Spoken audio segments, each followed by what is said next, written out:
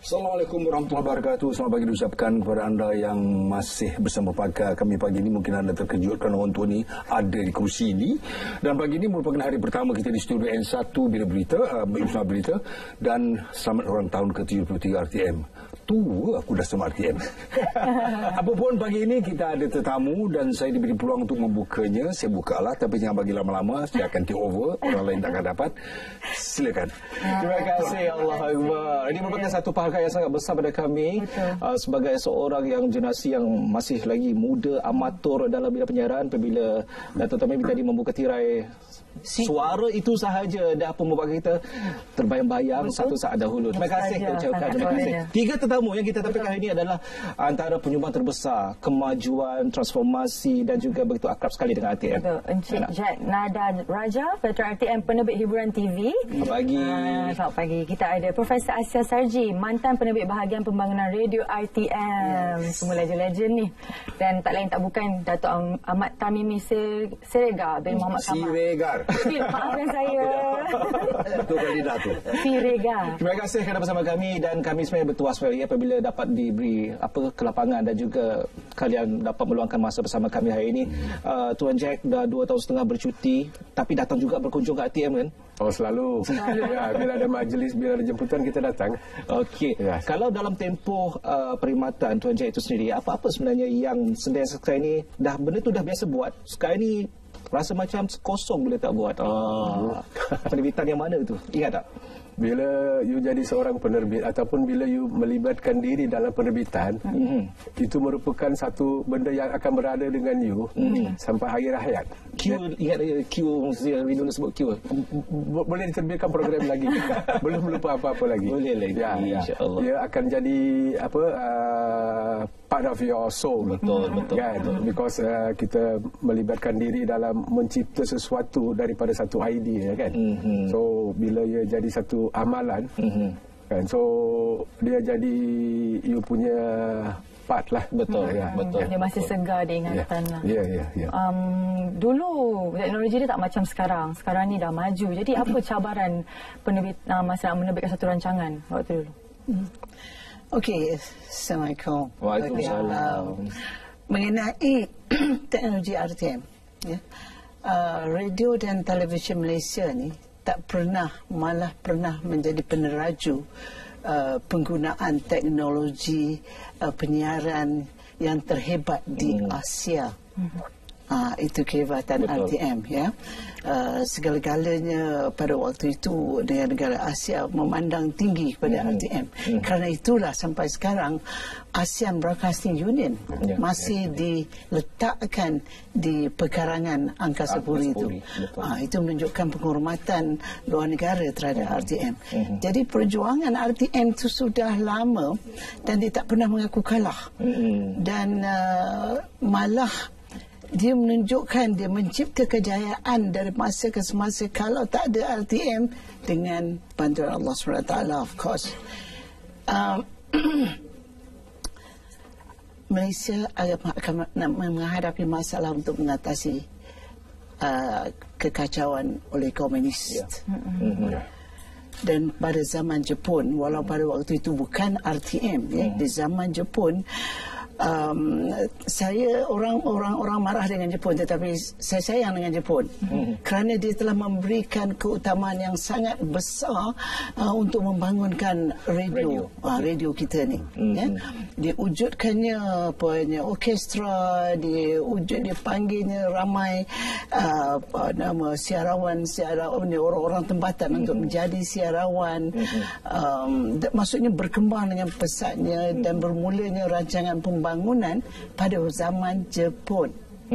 Lepas itu bila British masuk, British hanya meneruskan saja kaedah yang diperkenalkan oleh Jepun tu. Dan dengan mudah saja pendekatan itu digunakan untuk menentang komunis, untuk mengubahkan pemikiran dan tingkah laku masyarakat yang buta huruf, yang sepatutnya bersedia untuk berhadapan dengan kemerdekaan dan sebagainya. RTM, orang pada waktu itu adalah ramai orang buta huruf.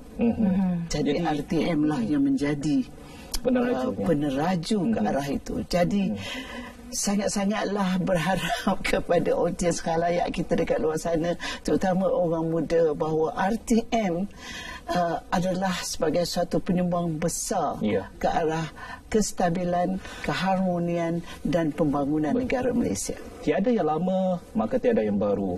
Kami di sini pun sentiasa memandang tinggi kepada semua perjuangan yang telah pun dilangsungkan, dilakukan, yang dibuat, dikorbankan sebelum ini. Namun saya nak tanya juga lah kepada Prof, kalau dari segi pembangunan radio setakat ini, RTM itu sendiri memiliki radio di setiap negeri dan ia sudah menjadi satu budaya. Setiap pagi kita akan tune on radio-radio daripada RTM itu sendiri. Namun cabaran kita adalah kepada radio-radio yang sedia ada. Macam mana Prof melihat supaya kita ni terus kekal, konsisten memberi satu informasi yang berguna? Untuk berapa? 7 tahun, 8 tahun yang sudah saya berada di utara. Jadi kalau di Perlis itulah RTM lah. Betul. Siang, malam, pagi sampai tengah malam ya, RTM adalah saluran yang utama. Memang dia kena diri kat restoran dan sebagainya. Sebab celoteh daripada pengacara tu mereka masih mengekalkan mutu pertuturan ya. Sebab setengah stesen tu dia tak ambil kisah tentang kualiti pertuturan, tetapi staf kita nama RTM ni dia sangat mementingkan mutu suara dan cara pertuturan itu. Jadinya mungkin kerana itu satu, yang keduanya kerana ada berita. Sentiasa ada antara satu dengan lain tu, antara satu masa ke satu masa tu berita terus, dan orang sekarang ni nakkan berita. Betul. Jadi kerana itu saya ingat salah satu sebab ya. Okey, Datuk Tamimi, saya nak tanya sikitlah sebab dah berpeluang jumpa ni kan, pengalaman pahit sebagai pahit manis lah, manis banyaknya sebagai pengacara SPM.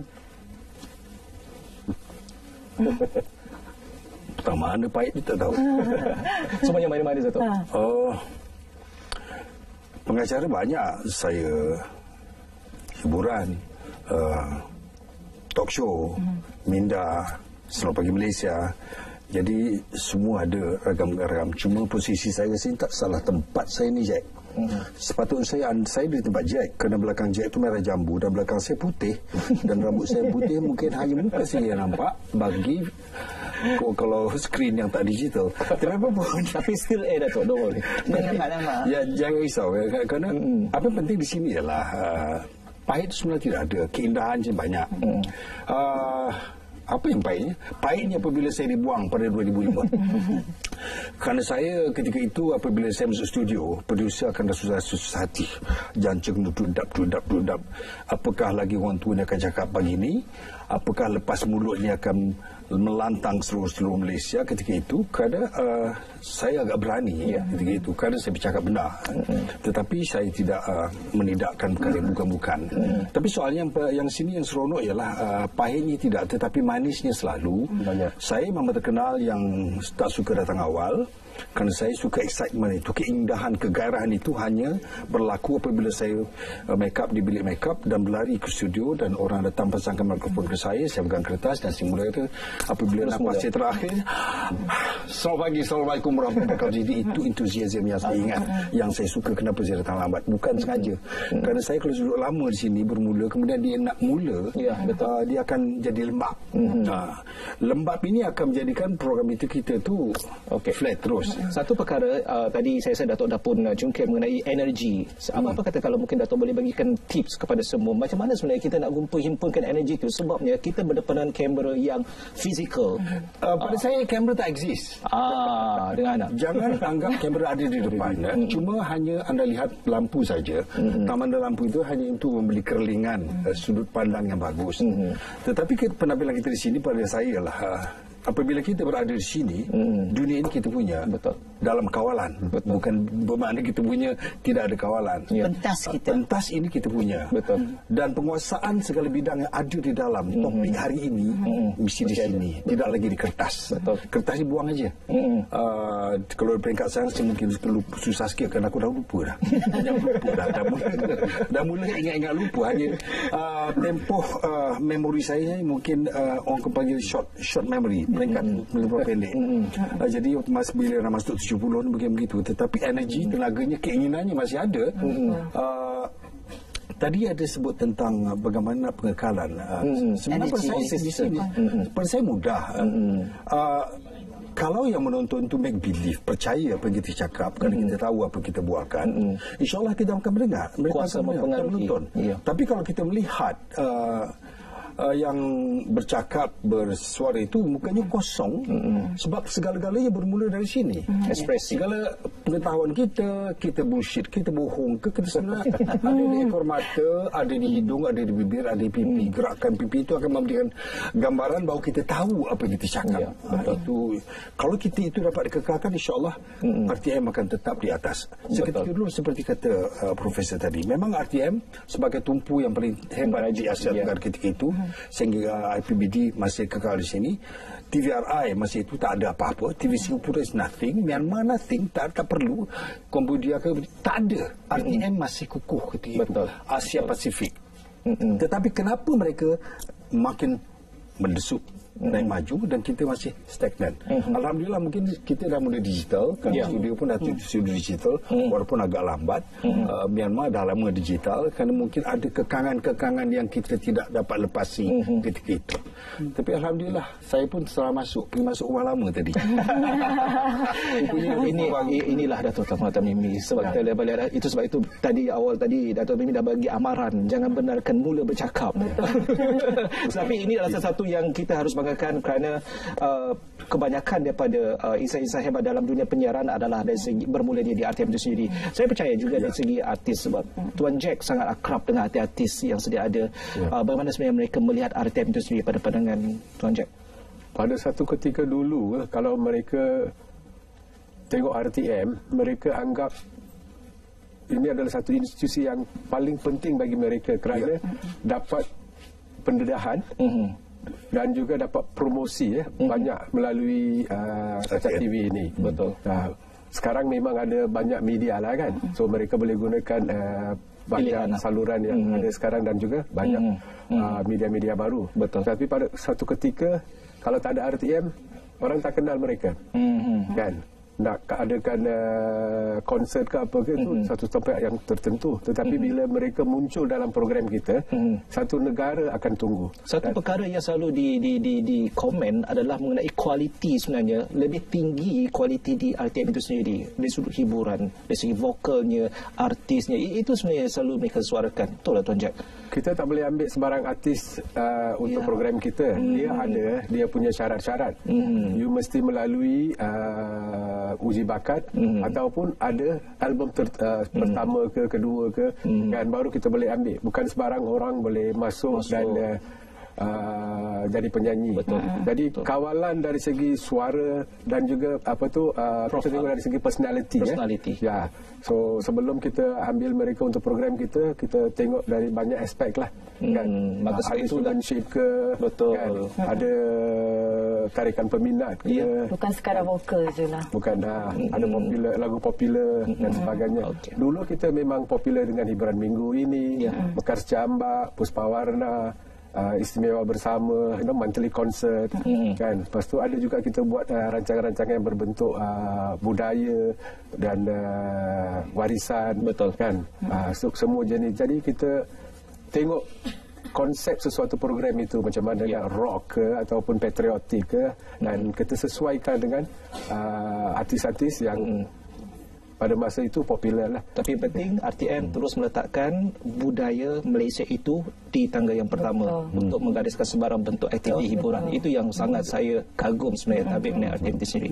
Yana. Okey, Prof. Jadi sempena ulang tahun RTM yang ke-73 ni, apa harapan Prof untuk menjadikan RTM konsistensinya tu? Pertama, dia perlu mengekalkan tanggungjawab dia sebagai suatu perbadanan awam, sebagai suatu agensi awam untuk membantu membangunkan negara, untuk membantu mengekalkan keharmonian negara, untuk membantu menejahkan, memaparkan budaya negara bangsa. Betul. Itu sangat penting. Kekalkan itu. Sebab jangan harap mana-mana TV station lain, saluran lain akan mengambil tanggungjawab itu. Jadi itu walaupun mereka sekarang ramai yang dah ambil tanggungjawab itu, tetapi jangan sekali-kali diabaikan tanggungjawab itu yang pertama. Betul. Yang keduanya, kualiti. Kualiti dari dulu sampai sekarang, kalau suara tak sedap, out you go. jangan sekali-kali pegang mikrofon. Kekalkan. Ya, kekalkan kerana di luar negara pun kalau kita dengar suara-suara tu dah sedap dah ya dia bercakap kan dan sebagainya, memang dah ada dah, memang mereka jaga kualiti. Tetapi di Malaysia lately sekarang ni mereka nakkan orang tu ada gaya, ada rupa, lepas tu ada apa lagi? Bimbo. Ada bimbo. Baru ni, dan mereka akan letakkan ke depan, ya, asalkan popular, kan? Tapi kita tak mau itu. Kita nak kekalkan kualiti. RTM jangan ikut benda-benda yang tak elok tu.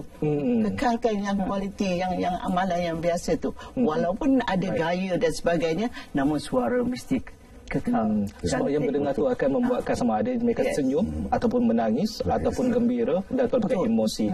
Betul. Dan sensitif dengan keperitan hidup manusia di sekeliling di negara ini. Betul. Itu juga. Dan kongsikan jerih kehidupan mereka itu dengan orang ramai, supaya kita dapat sama-sama merasakan keadaan Malaysia itu. Ya. Saya boleh melihat di sini memulakan sesuatu itu memerlukan pengorbanan sangat besar, tetapi dalam satu hal lagi adalah untuk mengekalkannya itu juga memerlukan pengorbanan sangat besar, bukan sahaja daripada senior kita, tetapi kita ni generasi kita ada. Datuk, penerbit bagi 1 minit saja. Memang kejam kamu. Bukan apa, bila talk show tu kita akan jadi seronok sebenarnya. Saya bermula dari drama pertama, Potret Beketi di lobi Angkasa Buri. Drama pertama saya tahun 70 bersama Almarhum Blazeno. Kemudian buat dengan Dorisha, dia bagi peluang untuk menjadi host kepada program hiburan. Kemudian saya non-stop buat drama, non-stop di situ, tidak berhenti terus. Kemudian saya buat SPM pada tahun 1987, mungkin 86, dah lupa dah. Dan pada tahun 2005 saya dikeluarkan. Memang pengalaman itu memang indah sebenarnya. Sekali bermula di sini. Pengekalan di sini semudah saja. Kualiti kita harus jaga, penampilan, know-how kita harus jaga, latar tahu kita harus memang jauh kena dalam, dan setiap topik yang kita perkatakan pagi itu memang kita dah kunyah dari awal, bukan kita hanya melihat RO yang ada di depan kita, sebab ianya ketara. Itu nasihat saya, memang ketara, sebab televisyen adalah paparan yang paling jelas apa yang ada di minda kita. Sebab apabila muka tu disiu, bisiu dan siu sebagainya, segala-galanya nampak. Ada masalah rumah tangga, ada masalah dengan anak, mungkin kereta kena parking tadi kena saman atau bagaimana, itu jelas kelihatan. Tapi apa yang perlu saya nasihatkan di sini ialah, mungkin insya-Allah setahun lagi orang tua akan masuk buat talk show. Akan buat bicara orang. Tapi untuk anda semua, yang untuk penonton di rumah dapat melihat apa yang ada di sini, dan sebelum mungkin jangan paparkan benda yang palsu. Jangan fake. Atau fake itu jelas tu ya. Yang palsu. Biar nampak benar. Kerana televisyen harusnya benar. Segala yang kita paparkan terlihat benar. Walaupun tak benar, tapi harus dipaparkan nampak benar. Jadi make believe, orang akan percaya, insya-Allah mereka akan kekal di tempat duduk. Seketika dulu saya pernah dilarang untuk menggunakan perkataan jangan depan mana, kita akan kembali lagi. Seolah-olah saya salah, sebenarnya itu benar. Tapi saya dibentak jangan. Dan dah round kata tolong syarat Tamimi. Terima kasih banyak. Sudah ada syarat di belakang. Sudah ada syarat. Baik, kita ucapkan terima kasih banyak. Saya rasa terubat rindu kalau pengikut peminat-peminat setia Datuk Ahmad Tamimi khususnya ini rasa macam dah ada Selamat Pagi Malaysia X Datuk Tamimi. Terima kasih banyak. Terima kasih Prof, terima kasih Tuan. Kami doakan yang terbaik kepada kalian. Semoga ucapkan terima kasih atas segala sumbangan selama ini. Terima kasih.